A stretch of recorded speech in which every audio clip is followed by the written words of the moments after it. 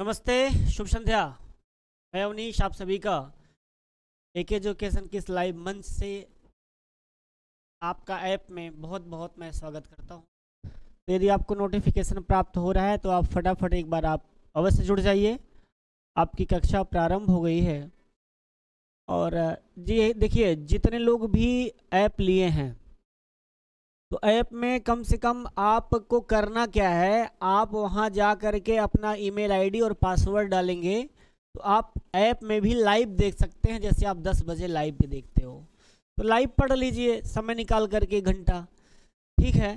तो और बाद में पढ़ लेंगे तो आपका दोहरा जाएगा। तो दो फायदा हो जाएगा, एक तो आप लाइव पढ़ोगे लाइव के दृष्टिकोण से सोच करके, एक बार आप बाद में पढ़ लोगे तो 2 बार रिवीजन ऐसे ही हो जाएगा। तो अब बाकी आप करते रहना, ठीक है। चलिए प्रारंभ करते हैं। बाबूराम सक्सेना, हम लोग बाबूराम दादा को पढ़ना प्रारंभ कर रहे हैं। देखिए कहाँ तक हम लोगों का हो गया है।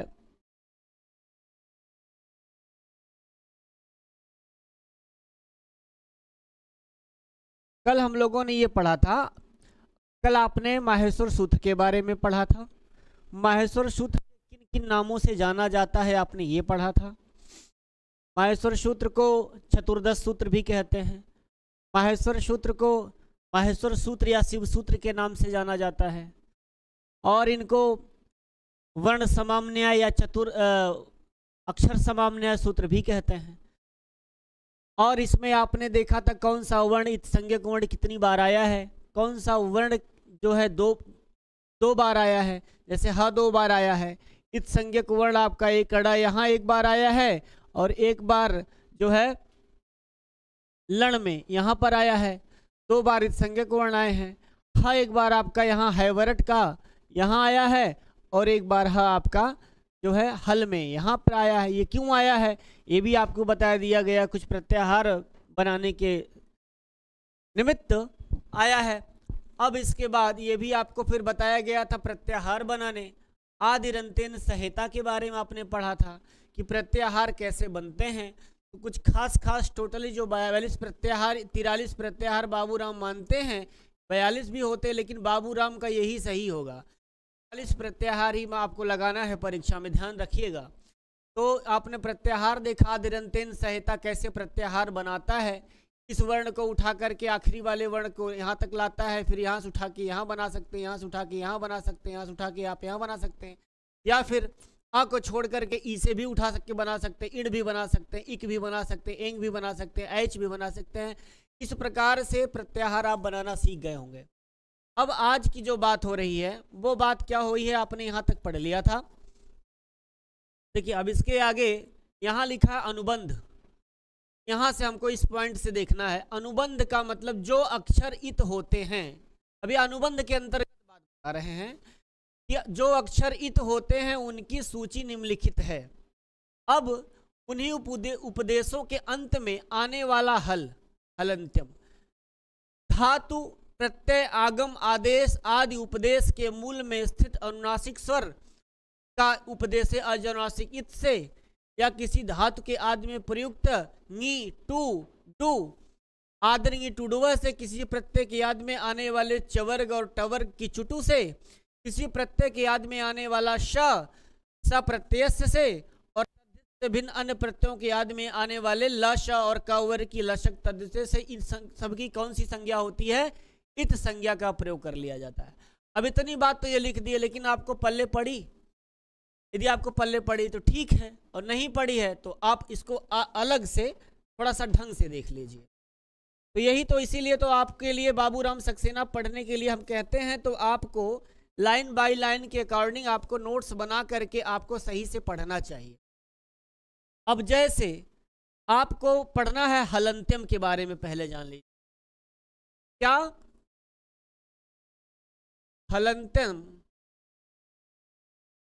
हलंत्यम सूत्र है।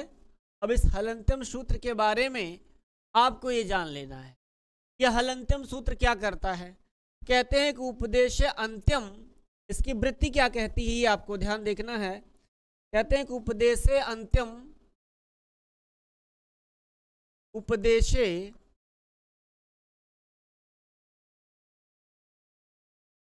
अंत्यम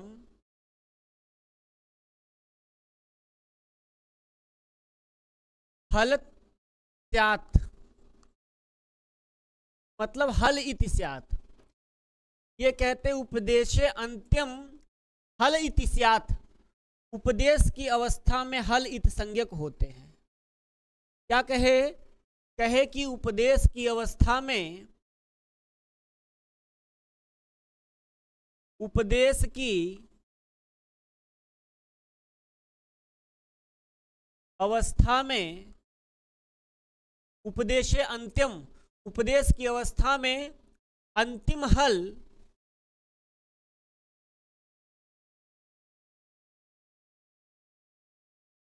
इत संज्ञक होते हैं।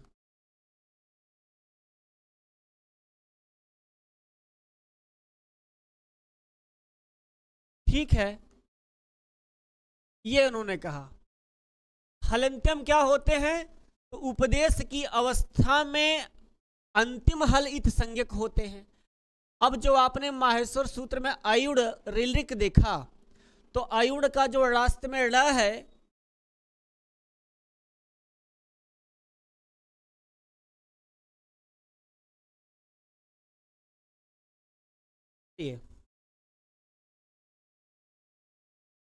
उपदेश की अवस्था में अंतिम हल क्या होते हैं?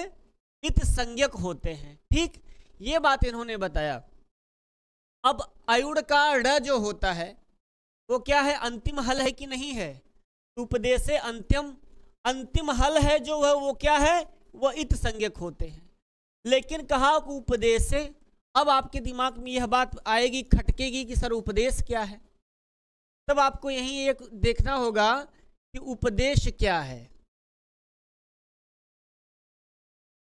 देखिए, एक एक चीज आप बढ़िया से देखिए, उपदेश क्या है। कहा इन्होंने कि उपदेश क्या है। अब आपको यह ध्यान देना होगा, उपदेश क्या है? तो कहे कि उपदेशे आद्योच्चारणम। क्या कहा इन्होंने? कहा उपदेश आद्योच्चारणम, उपदेश आद्योच्चारणम।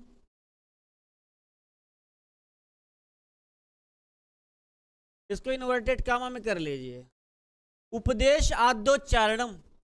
मतलब ये क्या कहना चाहते हैं कि उपदेश आद्योच्चारण, आद्य माने क्या होता है? पहले, और उच्चारण मतलब होता है बोलना। तो जो पहले बोला गया वही उपदेश कहा गया। तो अपने भाषा में लिख लीजिए कि पाणिनि, कात्यायन और पतंजलि के, अब यहां से लिख लीजिए कि पाणिनि,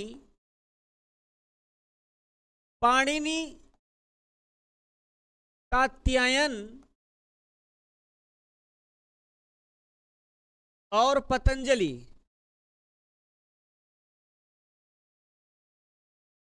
का, पाणिनि, कात्यायन और पतंजलि ने जो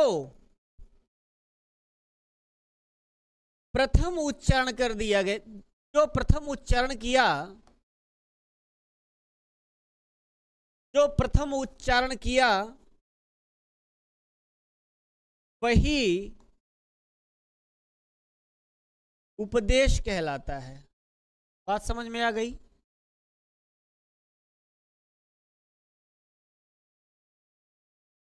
ठीक है, तो पाणिनि उपदेश क्या है? यहां जो लिखा है उपदेशे आद्य, उपदेशे अंतिम हल इत स्यात्, उपदेश की अवस्था में अंतिम हल जो है उसकी संज्ञा हो गई, ये हलंतिम सूत्र कर दिया। अब उपदेश क्या है? तो देखा आपने, उपदेश आद्योच्चारणम, पाणिनि, कात्यायन और पतंजलि ने जो प्रथम उच्चारण किया वही उपदेश कहलाया। जैसे इसको आप ऐसे समझिए, जैसे आपके घर में आपके पापा या आपके बाबा या आपके कोई घर का मालिक भैया जो काम उन्होंने सबसे पहले कह आए हैं, जैसे कोई बच्चा पैदा हुआ, छोटा हुआ, बड़ा हो रहा है धीरे धीरे, उसके पहले कोई पापा को जो है पापा ना बोल करके दादा बोल रहा है या चाचा बोल रहा है या भाई बोल रहा है, कुछ भी कहीं कहीं ऐसा होता है। तो जो छोटका वाला होगा वो जब बड़ा होगा तो वो भी क्या बोलेगा? वही बोलेगा। तो जो पहले बोलते चले आए हैं वही उनका उपदेश है। बात समझ गए? वही उपदेश है। तो उनके मुख से पहले उनके लिए चाचा या भैया या कुछ निकला था, तो वही उनका उपदेश हो गया, और वही फिर बाद में लोग उसको कहने लगे। तो वही प्रकार से पाणिनि ने पहले आयुड़ कह दिया, रिलिक कह दिया, एवोंग कह दिया, अयौच कह दिया, हैवरट कह दिया, लड़ कह दिया, पूरा सूत्र बोल दिया उन्होंने। तो यही पाणिनि का उपदेश हो गया, जो आज हम लोग आयुड़, रिलिक, एवोंग, अयौच, हैवरट, लड़ पढ़ते हैं, यही उनका उपदेश है। ठीक है। तो कात्यायन जैसे कह दिया, कात्यायन ने कह दिया कि अक्षादुहिन्या नाम उपसंख्यानम। तो कात्यायन का कहा कि अक्ष शब्द के बाद अगर उहिनी शब्द आए तो अक्षौणी बन जाए, वृद्धि संधि हो जाए। इसको किसने कहा पहले? कात्यायन ने कह दिया। और पतंजलि ने बहुत सारी कुछ ऐसे बातें महाभाष्य में कही हैं। तो यही सब त्रिमुनि मिलकर के जो चीज पहले गठित कर दिया, वही इनका उपदेश कहलाता है। अब मुझे लगता है आपको उपदेश समझ में आ गया हो। यही उपदेश कहलाता है। कोई कहे तो आप बता दो कि यही उपदेश है।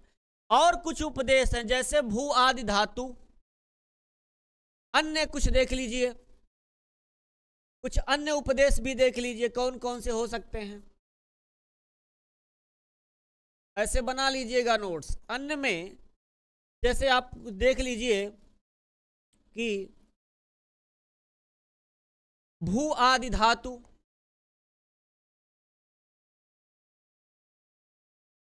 भू आदि धातु, अयुण इत्यादि, अयुण इत्यादि। अब बाबूराम सक्सेना के अकॉर्डिंग पढ़ेंगे तो थोड़ा कम समझ में आए। अयुण इत्यादि, उड़ादि सूत्र, उड़ादि, उड़ादि सूत्र, लिंगानुशासन,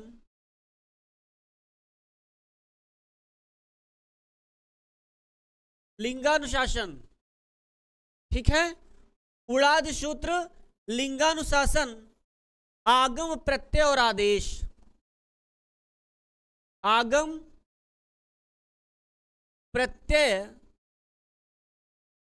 और आदेश।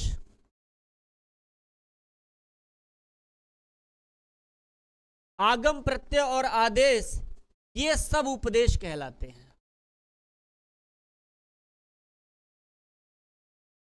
ये सब क्या है? उपदेश हैं। यही उपदेश हैं। इसको आप नोट्स बनाते चलिएगा।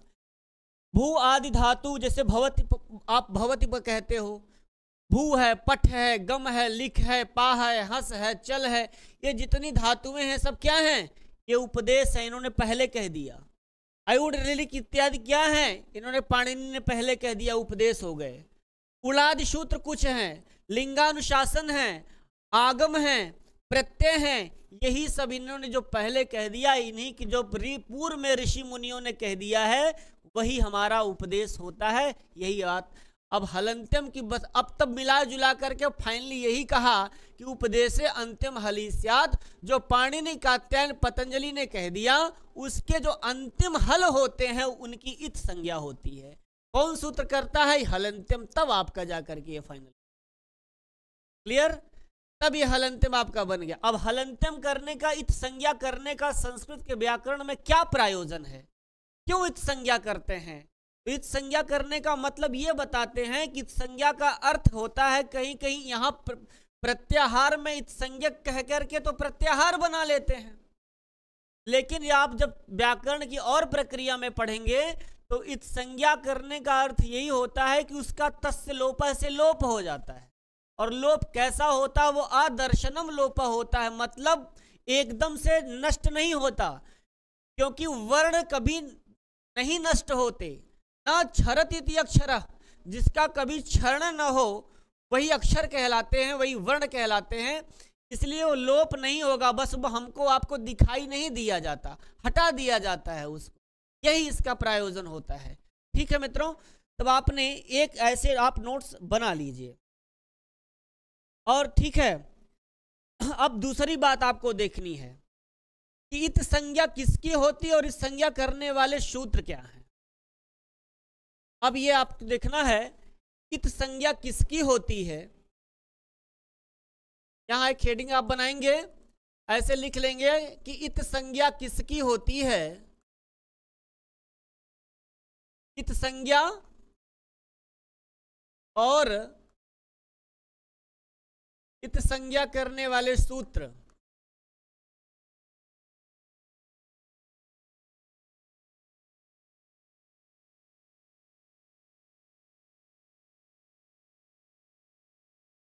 इत संज्ञा और इत संज्ञा करने वाले सूत्र। कुछ इत संज्ञा और इत संज्ञा करने वाले सूत्र देख लीजिए। जैसे आपने एक हलंत्यम देखा, एक आपने जो सूत्र देखा वो पहला सूत्र आपने एक देखा कि हलंत्यम,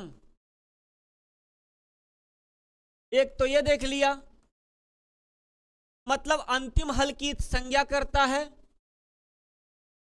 देखा कि नहीं, अंतिम हल की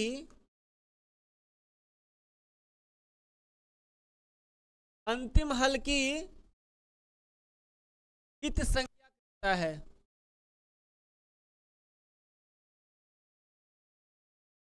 कुछ और सूत्र हैं, उसको भी देख लीजिए। दूसरा कहा इन्होंने, एक सूत्र है उपदेशे अजनुनासिक इत। उपदेशे अजनुनासिक,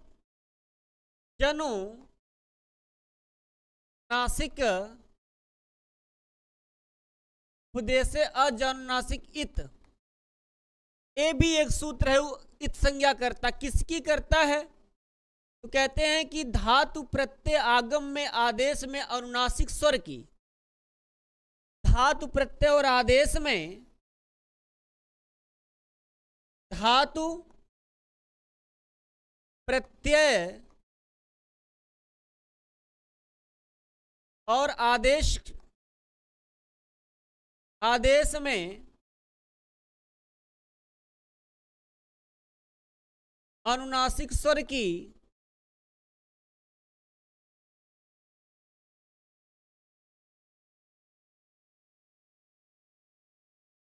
इत संज्ञा होती है। इतना बेहतरीन नोट्स आपको हम दे रहे हैं कि आप इसको लिखिए और अच्छे से समझिए, व्याकरण में आपकी पकड़ बन जाएगी निश्चित रूप से। नहीं तो बाबूराम सक्सेना लोग ऊपर से पढ़ा करके हट जाते हैं, तो आपको ये सब सारी चीज़ें कोई समझा करके इस तरह से बहुत कम लोग बताएंगे। तो मुझे ये बात खुद हजम नहीं होती कि हम आपको ऊपर ऊपर से बता के हट जाएं प्यारे, लेकिन आप नोट्स बनाएंगे तो आपका बहुत बेहतरीन रूप से आपकी तैयारी बनेगी, एक एक शब्द आप जान जाओगे। ठीक हो गया। चलिए, तो ये बात हो गई। अब एक और सूत्र आता है आदिर्ङि टुडवह। एक और सूत्र देखिएगा ये, हाँ इसको समझ लीजिए कि कह रहा है कि उपदेश से अजनुनासिक इत, मतलब कोई धातु हो, कोई प्रत्यय हो और कोई किसी का आदेश हो, उसके में जो लिखा है उपदेश अच अनुनासिक, अच माने स्वर, अनुनासिक माने जो स्वर होते हैं। एक अनुनासिक स्वर होता है, एक अनुनासिक होता है। जैसे आप एक तो अ होता है, लेकिन एक आपको इसके आगे बताएंगे, जब आप वर्ण विचार पढ़ोगे तब आपको बताएंगे। एक अ होता है, ये एक अ होता है, एक अ होता है, ये अनुनासिक है, मतलब निरनुनासिक है, जिस और एक अनुनासिक है। तो इन अनुनासिक की ये क्या करेगा, उपदेश अजनुनासिक इत, उपदेश की अवस्था में ऐसे अनुनासिक अचों की क्या होती है, इत संज्ञा करने वाला सूत्र कौन सा है, उपदेश अजनुनासिक इत। अभी परीक्षा में आपसे सवाल कैसे बनेगा यह भी मैं आपको बताऊंगा। अब तीसरी बात है आदिर्ङि टुडवह। कौन है, आदिर्ङि, आदिर्ङि टुडवह। एक सूत्र है आदिर्ङि टुडवह। अब इसके बारे में ये क्या कहता है, आदिर्ङि टुडवह कहता है किसी धातु के आदि में, ये कहता है किसी किसी धातु के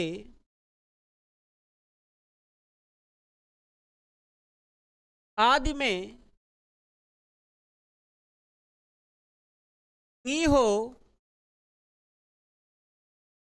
टू हो और टू हो, आदिर्ंगी टुडवह ई टू और क्या टू, तो इसकी इत संज्ञा हो जाएगी। किसी धातु के आदि में नी हो, टू हो, डू हो तो इत संज्ञा हो जाए।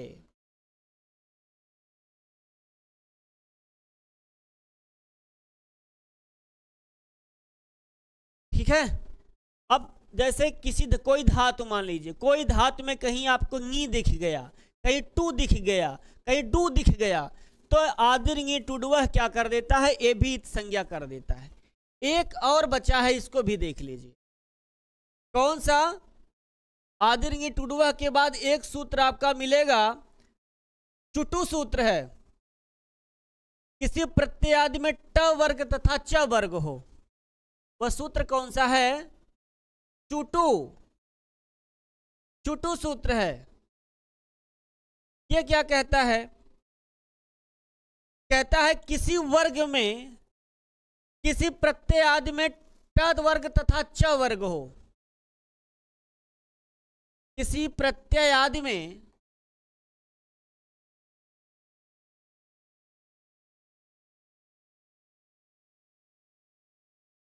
ट वर्ग या च वर्ग हो, तो इनकी इत संज्ञा हो जाए, तो इत संज्ञा हो जाए, तो इत संज्ञा हो जाए। कौन सूत्र करता है? चुटू। और एक आखिरी में श प्रत्यय सूत्र है, ये भी देखिएगा, इसको भी देख लीजिए तब आपको समझा दे पूरा। एक और सूत्र है श प्रत्यय,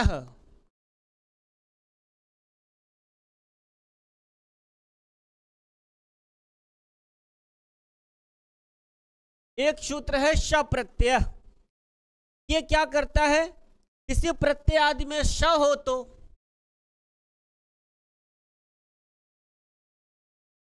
किसी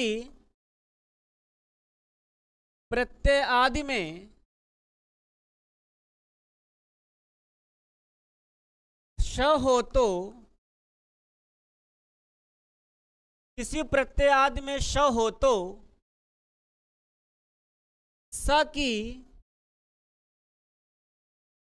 इत संज्ञा हो जाए।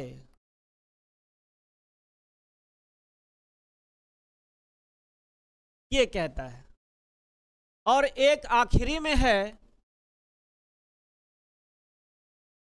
लशक्व तद्धिते, लशक्व तद्धिते।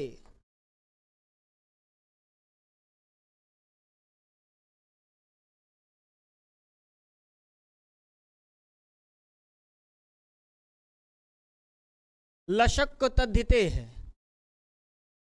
लशक्व तद्धिते क्या कहता है? किसी प्रत्यय आदि में ल और श हो,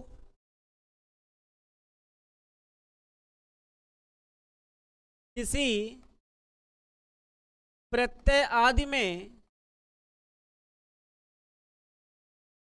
ल तथा स हो तो इस ल स की संज्ञा हो जाएगा।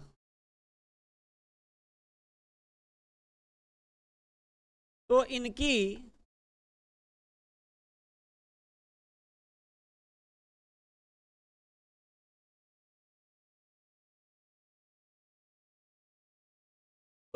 संज्ञा हो जाए। ठीक, इस तरह से आज आपने सवाल देखा कुछ। अब इसको आप फिर से एक बार रिवीजन हम कर दे रहे हैं। इत संज्ञा और इत संज्ञा करने वाले सूत्र, तो आप इतना मत समझिएगा केवल हलंत्यम सूत्र ही इत संज्ञा करता है। हलंत्यम तो कॉमन है, ऐसी जगह हल की इत संज्ञा करता है। किसकी इत संज्ञा करता है? हल की इत संज्ञा करता है, हल माने व्यंजनों की। और उपदेशे अनुनासिक इत क्या करता है? ये धातु हो, प्रत्यय हो और आदेश हो तो अनुनासिक स्वर की इत संज्ञा कर देता है, ये उपदेशे अनुनासिक इत। आदि टुडुआ कौन सी क्या करता है, तो किसी धातु के आदि में ंगी हो, टू हो, डू हो तो इसकी संज्ञा हो जाए। चुटू क्या करता है, किसी प्रत्यय आदि में ट वर्ग च वर्ग हो तो इनकी ट या च की संज्ञा चुटू कर देता है। अब आपसे जो परीक्षा में सवाल पूछे जाएंगे वो इस प्रकार के पूछे जाते हैं कि इत संज्ञा करने वाले सूत्र हैं, 4 ऑप्शन दे दिया, हलंत्यम, उपदेशे, जुनासिक, इत और आदरणीय टुडवह, और 3 लिख दिया उपर्युक्त सभी।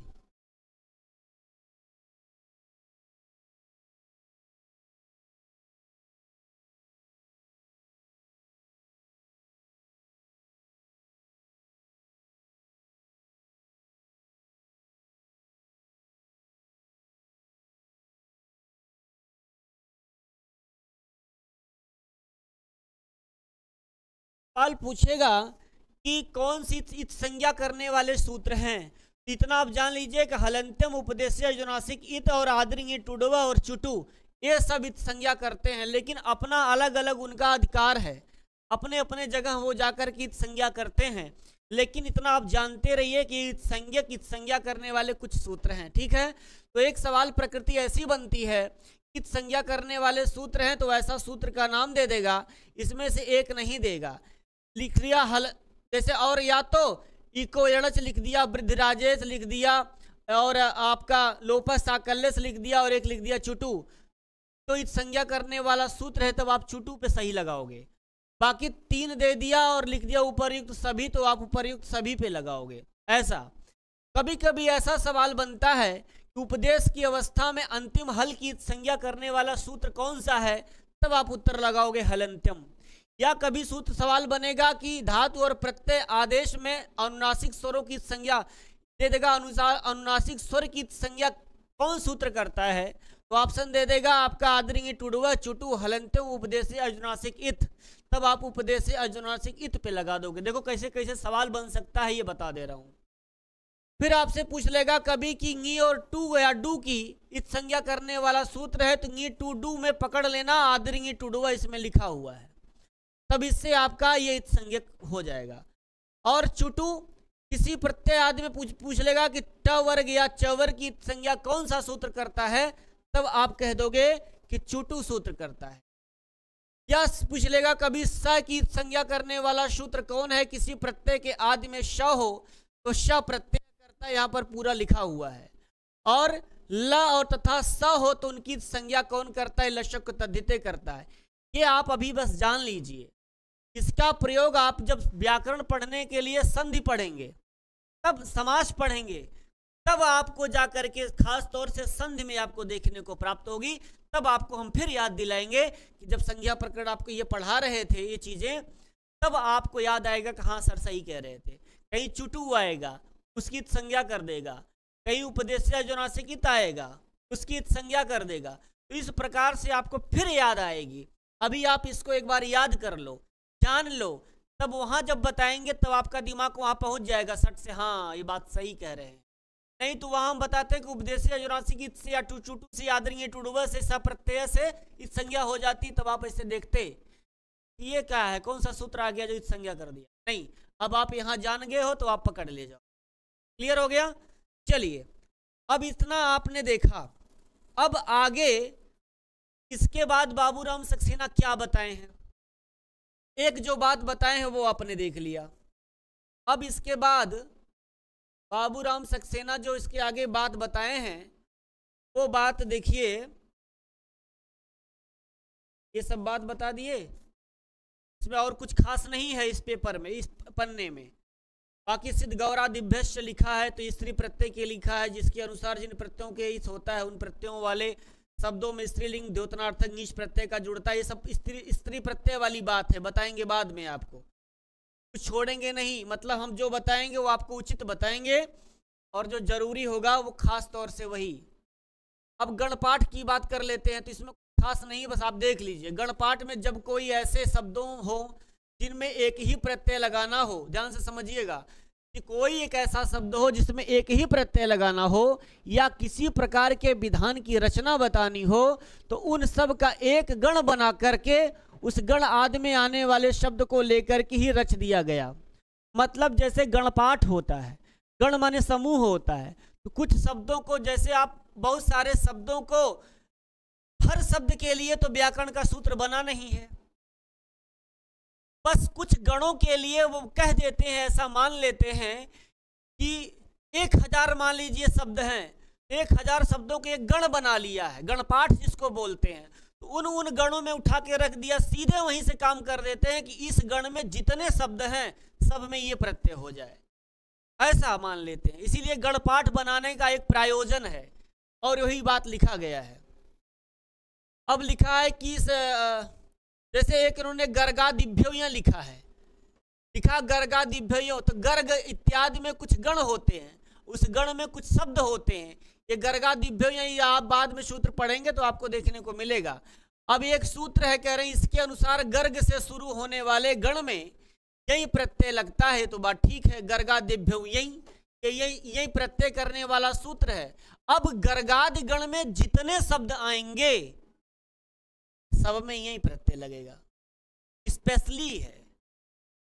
गर्गादि गण में जैसे हम कह दें कि जैसे नहीं होता है, जैसे भारत की सेना है और किसी अन्य देश की सेना है, जितने भारत की सेना होगी उसका नियम कानून अगर एक सैनिक के ऊपर लागू होता है तो वही सबके ऊपर लागू न होगा।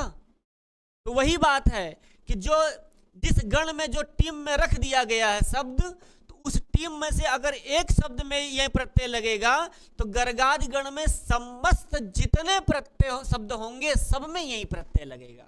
कहने का मतलब भाव ये है, यही जो कहना चाहते हैं कि गर्ग से शुरू होने वाले गण में यह प्रत्यय लगता है। हो गया ना बात। अब गर्गादि गण में 102 शब्द आए हैं, कितने? हाँ, अब देखिए आए, देखिए जो बात हम कह रहे थे वही दिखने को मिल रहा है। 102 शब्द आए हैं, 102 शब्दों में यह प्रत्यय लगे आएगा। ये शब्द सूत्र में नहीं गिनाए गए और गर्गादि कह करके काम चला लिए गए। हाँ, इसीलिए इसलिए गण बनाया गया। हर सबका सूत्र बनाते तो पाणिनि भी पागल हो जाते ना, इसलिए उन्होंने ऐसा व्यवस्था उन्होंने कर लिया। इस तरह जगह जगह बहुत गिरती और असुविधा के अनुसार नियम भी बन जाते हैं। संज्ञा और परिभाषा, अब आपको ये पढ़ना है, ये आपका बेहतरीन इम्पॉर्टेंट टॉपिक है कि संज्ञा और परिभाषा। प्रयत्न लाघव के लिए इनकी रचना हुई, इसमें से कुछ पाणिनि की स्वयं बनाई और कुछ उनके पहले से चली आई, तो कुछ मुख्य यहाँ दी जाती है। अब कुछ मुख्य क्या लिखा है? लिखा है कि प्रयत्न लाघव के लिए, मतलब बोलने के लिए, प्रयास करने के लिए इनकी रचना इन्होंने किया संज्ञा और परिभाषा की। इनमें से कुछ पाणिनि की बनाई है और कुछ पहले से चली आई है। तो आप इसके बाद ये भी जान लीजिए, संस्कृत का व्याकरण एक ऐसा व्याकरण है सिर्फ पाणिनि का ही अनुकरण नहीं करता, सिर्फ पाणिनि ने ही जन्मदाता है, इसके पहले का चली आई है, ऐसा बाबूराम सक्सेना स्वयं कह रहे। ठीक है, कुछ पहले से चली आई है। अब इसमें कौन कौन सी हैं इसको आपको पढ़ना है। जैसे पहली संज्ञा इन्होंने दिया वृद्धि संज्ञा बताया, वृद्धिरादेच। अब इसके बारे में आपको डीपली बताएंगे, थोड़ा समझा के बताएंगे। लिखा आ आई औ की वृद्धि कहते हैं, बस इतना कह के काम कर लिया बाबूराम ने। अब आप जान ही नहीं पाओगे कि इसमें आ कहां से आया, ए कहां से आया, औ कहां से आई, आप तो जान नहीं पाओगे। गुण कह दिया तो बोला अदेंग गुण, मतलब वृद्धि संज्ञा करने वाला सूत्र है वृद्धिरादेच, जो अष्टाध्यायी का पहले अध्याय के पहले पाद का पहला सूत्र है। अष्टाध्यायी के पहले अध्याय के पहले पाद का पहला सूत्र है वृद्धिरादेच। ये वृद्धिरादेच कहता क्या है? ये वृद्धि संज्ञा करता है, जिसमें आ ए औ को वृद्धि कहते हैं, बस इतना सा बोला। गुण की बात करे बोले गुण बोल दो, कहे अदेंग गुण। अब अदेंग गुण पाणिनि के अष्टाध्यायी का पहले अध्याय के पहले पाद का दूसरा सूत्र है। आ ए ओ, कहा ए बाबू ए आ ए ओ, तुम तीन गुण हो, तुमको गुण कहा जाएगा। उसी तरह से गण संप्रसारणम है, यवरल को इवु रीलरी को हो जाना संप्रसारण कहलाता है। अचो अंत्याद टी बताया, किसी भी शब्द के अंतिम और स्वर और आज उसके बाद कोई व्यंजन हो तो वह भी टी कहा जाएगा। जैसे शक में का, आकार में, मनस में अस की टी संज्ञा होती है, उपदा संज्ञा। अब एक एक संज्ञा आप पढ़िए। चलिए एक एक संज्ञा लेकर के हम फिर से आपको एक नोट्स बनवा रहे हैं। इसीलिए हम कहते हैं कि हम जब आपको बताएंगे प्यारे, थोड़ा सा कोशिश यही करेंगे कि आपका कल्याण हो जाए। और जो लोग मात्र 999 रुपए में लिए हैं प्यारे, ये बहुत अच्छी बात है उनके लिए ना। बताइए, कहीं ऐसा प्राप्त नहीं होने वाला है, बड़ी मेहनत करी जाती है और आपके लिए बस यही है कि आपका उपकार हो जाए, आपका भला हो जाए। और क्या चाहिए मुझे, और कुछ नहीं चाहिए, बाकी कुछ नहीं है। आप लोग बस मेहनत करिए, नोट्स बनाइए। चलिए, तो आप लिखिए संज्ञा और परिभाषा। पहला क्या कि संज्ञा और परिभाषा। बहुत लोग हमसे कहते हैं सर बाबूराम सक्सेना बड़ा कंफ्यूज करता है, बाबूराम सक्सेना पढ़ने में मज़ा नहीं आता है। तो बाबूराम सक्सेना को थोड़ा सा अपने बुद्धि से पढ़ोगे, स्टाइल में पढ़ोगे, तो बाबूराम सक्सेना समझ में आएंगे। अब संज्ञा और परिभाषा की बात करें तो संज्ञा और परिभाषा में देखिए क्या क्या आपको पढ़ना है। सबसे पहले आप वृद्धिरादेश पढ़िए, जैसे जैसे बाबूराम बताए हैं वो बताएंगे। कुछ अलग से संज्ञाएं जो उन्होंने नहीं बताई फिर भी हम आपको बताएंगे, जहां व्याकरण में आपका उससे काम लगेगा। तो इन्होंने एक बताया कि क्या वृद्धिरादेश, पहला सूत्र इन्होंने बताया क्या, वृद्धिरादेश।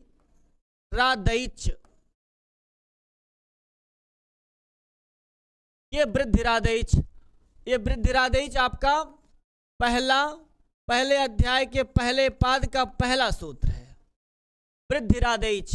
अब वृद्धिरादेश को आप तोड़ लो, तब आप समझ जाओगे। ये इन्होंने कहा आत एच वृद्धि, वृद्धि आत एच। देखिए, इन्होंने कहा वृद्धि आत एच। अब देखिए, यहीं पे आपका पिछला पढ़ा हुआ काम आना शुरू हो जाएगा। अभी जो पिछला पढ़ाए हैं यहीं से आपका कुछ काम शुरू हो गए, पहला ही काम शुरू हो गया आपका, ध्यान रखिएगा। अब यहां वृद्धि कहा तो वृद्धि माने वृद्धि ही होता है। वृद्धि एक क्या है, एक संज्ञा है। वृद्धि क्या है, वृद्धि एक संज्ञा है। ये जो लिखा है वृद्धि। अब इसके आगे लिखा है आत। आत का मतलब क्या है, आत का मतलब क्या है, आत का मतलब है आ का, जैसे आप राम का रूप चलाते हो पंचमी एक वचन में क्या बनाते हो, रामात। बालक का रूप चलाते हो पंचमी एक वचन में क्या बनाते हो, बालकात। वृक्ष का पंचमी एक वचन में बनाते हो, वृक्षात। उसी तरह से आ का पंचमी की एक वचन में बना दोगे, आत। आत का तपरकरण करके आता है। तो फिलहाल आप आत को आ समझो। इसकी वृद्धि का यह अन्वय है, तोड़ दिया है वृद्धिरादेश। तो वृद्धि आत ऐच बराबर वृद्धिरादेश। अब ये संज्ञा आत का मतलब आ हो गया, अब ऐच आया। अब ऐच का मतलब आप बता सकते हो, जान सकते हो। ऐच क्या है, ऐच एक प्रत्याहार है। जो पीछे पढ़ के आए हो तो याद करो, आयुड रिलिक एवोंग अयौच। याद करो इस अयौच को, इस अयौच को आप याद करिए, इस अयौच को आप याद करिए। जब याद करेंगे तो अयौच में यहां से उठाया आई और यहां से कह दिया च, यही लिखा है ऐच। अब ऐच में कौन कौन वर्ण आएंगे आप खुद बता दोगे। क्या आएगा, ए, आई और औ। आई और औ, यही आएगा प्यारे, यही आएगा। और यही आपका ये तीन वर्ण आप जो देख रहे हो, ये तीन वर्ण, इन्हीं तीनों वर्णों को पाणिनि ने कहा कि वृद्धि संज्ञा। यही पाणिनि का उपदेश हो गया। पाणिनि ने कहा कि ए आ, ए आई, ए औ तुम वृद्धि हो। मतलब जब जब हम वृद्धि संधि करेंगे तहां तुम ये दिखोगे, जहां तुम ये वाले दिख जाओगे हम समझ लेंगे कि तुम वृद्धि वाले हो। तुम्हारा नाम रख दिया वृद्धि। जिस प्रकार से बच्चा पैदा होता है तो उसका नामकरण किया जाता है, आपके घर में लोग चाचा, दादा, नानी, मामा, फुफ्फा, भाभी, भैया, पापा, कोई भी एक नामकरण करता है, उस बच्चा उस नाम से विचरण करता है, मतलब उस नाम से जाना जाता है। बाकी इस धरती पे तो बहुत मनुष्य हैं जिसको हम मनुष्य कह देते हैं, तो मनुष्य के अंतर्गत, मानव के अंतर्गत संपूर्ण रूप से सब आ जाते हैं। लेकिन जब किसी का नामकरण कर दिया जाता है, इस नामकरण में मतलब बालक का अलग, बालिका का अलग, मतलब इस बालक के या इस बालिका किस नाम से लोग जाने जाते हैं। जैसे किसी का नाम पवन है तो वह व्यक्ति मनुष्य ही है, लेकिन वह पवन के नाम से जाना जाता है ना। किसी का नाम पंकज है तो वह व्यक्ति पंकज के नाम से जाना जाता है। तो आ और आई और औ ये किसके नाम से जाने जाते हैं? ये वृद्ध के नाम से जाने जाते हैं। एक सवाल यहाँ सब सवाल आपसे बनेगा, हर बार सवाल बताता चलूंगा, सवाल बनाते चलना। कि पूछेगा सवाल कि वृद्ध संज्ञक वर्ण है, वृद्ध संज्ञक का वर्ण है, तो आप ऑप्शन होगा आ, आई, औ, और 3 आ होगा, बी होगा, आई होगा, सी होगा, औ होगा, और डी ऑप्शन होगा सर्वे। तो सब लोग सभी होंगे, तीनों हो जाएंगे। या कभी अ दे देगा, ओ दे देगा, औ दे देगा। पूछेगा वृद्ध संज्ञक वर्ण है तो आप औ पे लगाओगे। फिर दूसरा का सवाल बनेगा कि वृद्ध संज्ञा करने वाला सूत्र कौन सा, ये सवाल बहुत बार बनता है। तब आप बताओ कि वृद्धिरादेच है, वृद्धि रेच नहीं है। याद रखना, ध्यान रखना, ये संज्ञा सूत्र है, ये हम लिख दे रहे हैं। ये कैसा सूत्र है? ये आपका संज्ञा सूत्र है। संज्ञा मतलब नामकरण करने वाला सूत्र है, संज्ञा सूत्र, ये संज्ञा सूत्र है। फिर से बता रहे हैं कि वृद्धिरादेच, वृद्ध संज्ञा करने वाला सूत्र कौन है? वृद्धिरादेच। क्लियर हो गया? आ, आई, औ कौन सी है? वृद्धि हो गई। इतनी बात हजम हो गई ना। अब दूसरी बात देखिए, अब दूसरा देखिए, पढ़िए गुण संज्ञा। एक आपने पढ़ लिया, चलो दूसरा पढ़ो प्यारे। दूसरा आपको पढ़ना है क्या? दूसरा पढ़िए गुण संज्ञा। छोटा छोटा नोट्स बनाइए, प्यार से और मुस्कुराते हुए पढ़िएगा। लिखा है कि गुण संज्ञा। अब गुण संज्ञा, गुण संज्ञा कौन सा सूत्र करता है? इसकी सूत्र की बात कर लें तो सूत्र आएगा, एक सूत्र आएगा कौन सा? अदेंगुणः, मतलब लिख दे ही संज्ञा सूत्र। संज्ञा सूत्र मतलब नामकरण करने वाला सूत्र है। क्या नामकरण करने वाला सूत्र है? अदेंगुणः, अदेंगुणः, ये सूत्र आया। यह अष्टाध्यायी के पहले अध्याय के पहले पाद का दूसरा सूत्र है, अदेंगुणः। अब अदेंगुणः क्या कहता है? ये तो बात क्लियर हो गई वहां तक की। अब अदेंगुणः आप पढ़ रहे हैं, ये क्या था? अत एंग गुणः। अब इसको आप तोड़ेंगे तो क्या मिलेगा आपको? अत एंग गुणः मिलेगा ना।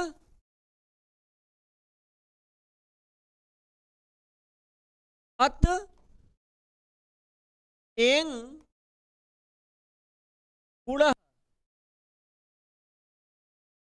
जैसे यहां हमने तोड़ा था वृद्धि आत ऐच बराबर वृद्धिरादैच, वैसे हमने अदेंग गुणः को तोड़ा, लिखा अत एंग गुणः बराबर अदेंग गुणः। ठीक हो गया। अब की बात करें तो गुण क्या है? गुण क्या है? गुण एक संज्ञा है, गुण एक संज्ञा है। और अत क्या है? अत का मतलब प्यारे आ है। जैसे आपने आत पढ़ा था, आत को आत था तो आ हुआ, अत है तो आ ही होगा।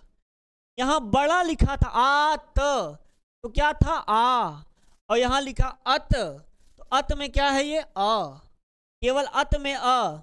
तो अ का दीर्घ आ का रूप चलाएंगे तो पंचमी में आत बना, और हरस्व आ का रूप चलाए तो अत बना, अत में अ हुआ। अब एंग को याद करिए, जैसे आपने एवौच को याद किया था, अयौच में आपका ए और च बना था, उसी प्रकार से एंग याद करिए। किसको याद करेंगे? एवोंग को, एवोंग को याद करिए। इसको माहेश्वर सूत्र में इनको याद करिए, एवोंग को। अब एंग का मतलब क्या होता है? ए और ओ, ए और ओ।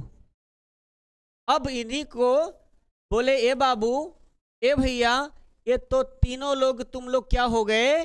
बोले तुम तीनों गुण हो गए। बोले तुम तीनों क्या हो? गुण संज्ञक हो, ऐसे लिख लीजिए।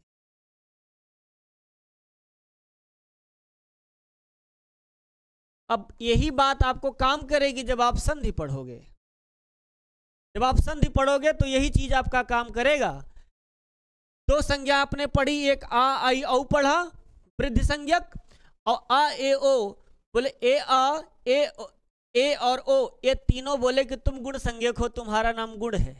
और इनको बोल दिया बड़ा आ, आई और औ को कह दिया तुम्हारा नाम वृद्धि है।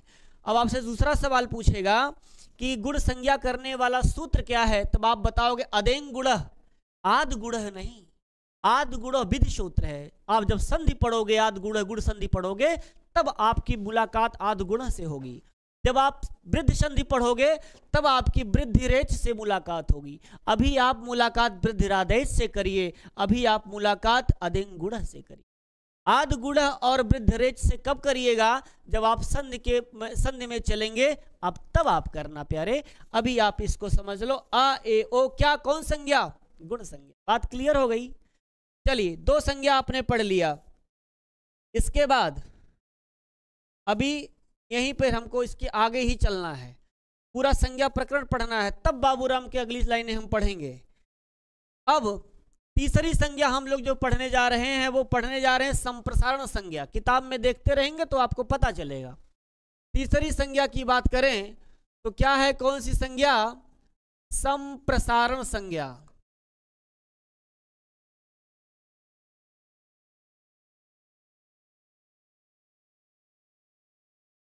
संप्रसारण संज्ञा। देखिए जो पढ़ लिए हैं ना वो ठीक है, जो नहीं पढ़े हैं यह वीडियो तो उनके लिए सबसे महत्वपूर्ण होगी। जो पहली बार व्याकरण पढ़ेंगे वो भी तैयार होगा, बेहतरीन रूप से तैयार हो जाएगा। मेरे बताए हुए अकॉर्डिंग चलेंगे, ज़्यादा दिमाग न लगाएंगे, जितना बताया जा रहा उतना पकड़ लेंगे, गाड़ी पार हो जाएगी। ठीक है, उतना ही समझना, ज़्यादा नहीं समझने का प्रयास करना। चलिए संप्रसारण संज्ञा का अब सूत्र क्या है, इसका सूत्र क्या है संप्रसारण संज्ञा का। तो इन्होंने कहा संप्रसारण संज्ञा का सूत्र है इग्गणः संप्रसारणः। क्या, इग्गणः संप्रसारणः।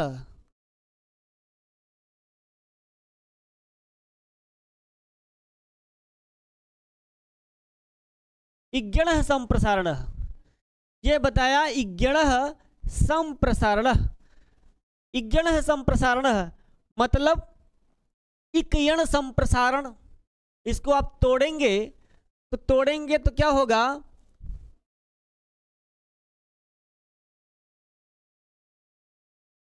इक यण संप्रसारण।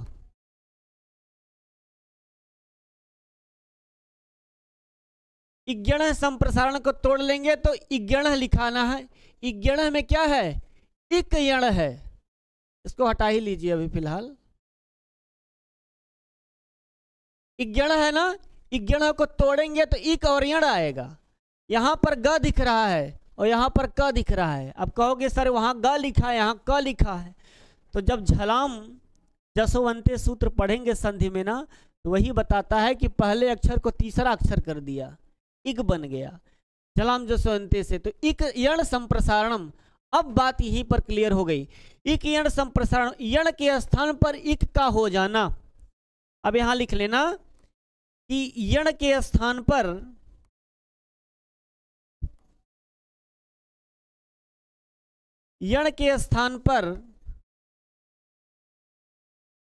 इक का हो जाना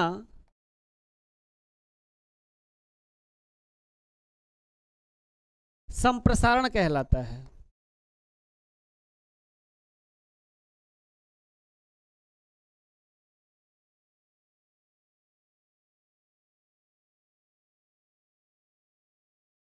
यण के स्थान पर इक का हो जाना क्या कहलाता है, संप्रसारण कहता है। यण के स्थान पर, जैसे क्या है यण, यण में आपने क्या किया, य व र, यही है यण, यही यण है। अब यण के स्थान पर क्या करना है, इक करना है। ये यण क्या है, यण प्रत्याहार है। यण प्रत्याहार कहाँ बना, यण, यण में कहाँ से आएगा?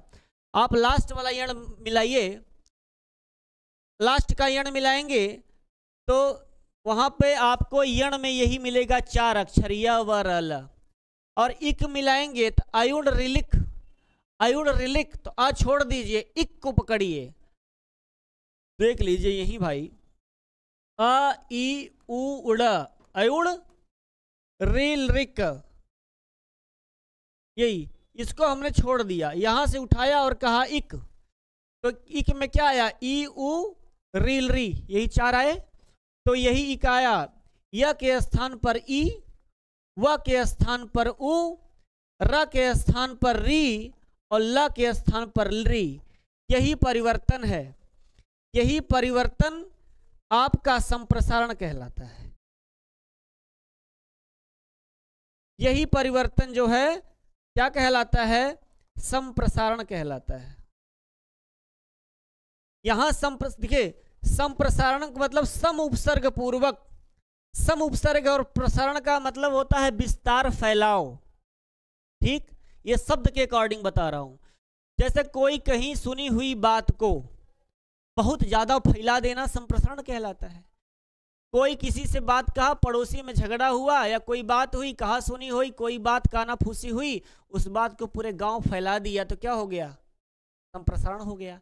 लेकिन यहाँ संप्रसारण का मतलब ये नहीं है, यहाँ संप्रसारण का अर्थ है परिवर्तन, मतलब यण के वर्ण को इक के वर्ण में परिवर्तन हो जाना ही संप्रसारण कहलाता, मतलब यण के स्थान पर इक का परिवर्तन हो जाना, ही लिख लो, परिवर्तन हो जाना, परिवर्तन हो जाना संप्रसारण कहलाता है। अब यही संप्रसारण है। जब आप इको यणच पढ़ते हो तो कहता है इक स्थानीय यण स्यात्, मतलब इक के स्थान पर यण हो जाए तो आप यण संधि कर लेते हो, लेकिन आप यण के स्थान पर इक जो कर लोगे वो आपका संप्रसारण बन जाए। ठीक हो गया, ये आपका संप्रसारण संज्ञा हो गई। ठीक है, चलिए अब इसके बाद एक और पढ़ लेते हैं, समय कम है, टी संज्ञा। अब इसके बाद एक और आप पढ़ लीजिए, कौन सी संज्ञा आप पढ़ने जा रहे हैं, पढ़ने वो आप जा रहे हैं टी संज्ञा। टी संज्ञा, टी संज्ञा कौन, ये चाय वाली टी संज्ञा नहीं, जो आप अपने घर पे सुबह सुबह मांगते हो चाय बना दो ना, ये टी संज्ञा, वो वाली टी संज्ञा नहीं है, ये पाणिनि दादा वाली टी संज्ञा है। तो टी संज्ञा का इसका सूत्र क्या है, सूत्र क्या है आप जानते होंगे, अचो अंत्याद टी, अचो अंत्यादि, अचो अंत्याद टी, ये सूत्र है। आपको संज्ञा प्रकरण अच्छे से पढ़ाया जा रहा है। टी संज्ञा कहता है अचो अंत्याद टी। अब इसको आप अचो अंत्याद टी, तो क्या लिखा, अचो माने अच, अंत्यादि माने अंत वाला, और उसके आदि माने पहले, अचों के अंत के आदि का जो होता है उसकी टी संज्ञा होती है। अचो अंत्याद टी, अचह अंत्य आदि टी, तोड़ लेंगे, अचह अंत्य आदि टी, अचह अंत्य आदि टी बराबर अचो अंत्यादि टी। अब इसकी परिभाषा थोड़ा सा देख लीजिए, तब आपको ज्यादा समझ में अच्छे से आ जाएगा। परिभाषा इसकी ये कहता है, अचो के मध्य में जो अंतिम अच होता है, अचो के मध्य में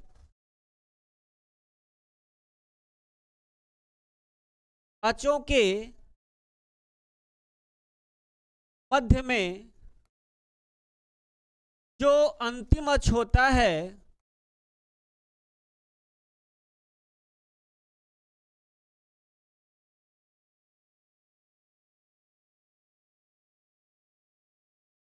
जो अचों के मध्य में जो अंतिम अच होता है उसकी टी संज्ञा होती है।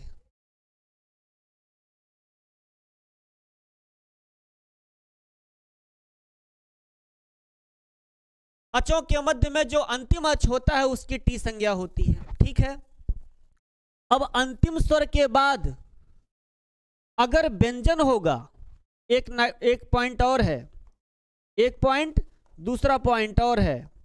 दूसरा पॉइंट क्या है? दूसरा पॉइंट ये है कि अंतिम स्वर के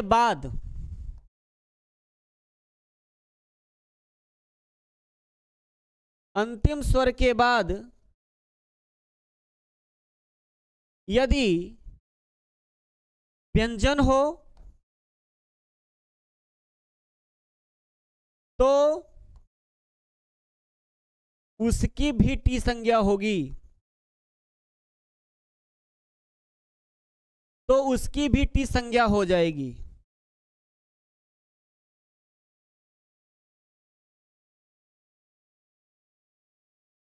ठीक, अब जैसे, अब यही देख लो जैसे, अब जैसे में आप ये देख लो, जैसे मेरा नाम अवनीश है, अब अवनीश में आपसे पूछे कि इसकी टी संज्ञा किसकी होगी, तब आपको क्या बताना है? इस स में लास्ट में क्या निकला? यदि हम श से आ तोड़ लें तो स से आ निकलेगा कि नहीं निकलेगा? इस आ की टी संज्ञा, इस आ की टी संज्ञा होगी। एक और देख लीजिए, जैसे आपका एक है मनस, जैसे मनस शब्द है, तो मनस में न में आ है कि नहीं है, आगे सा है, तो ये किसकी? इसमें आपकी अस की टी संज्ञा।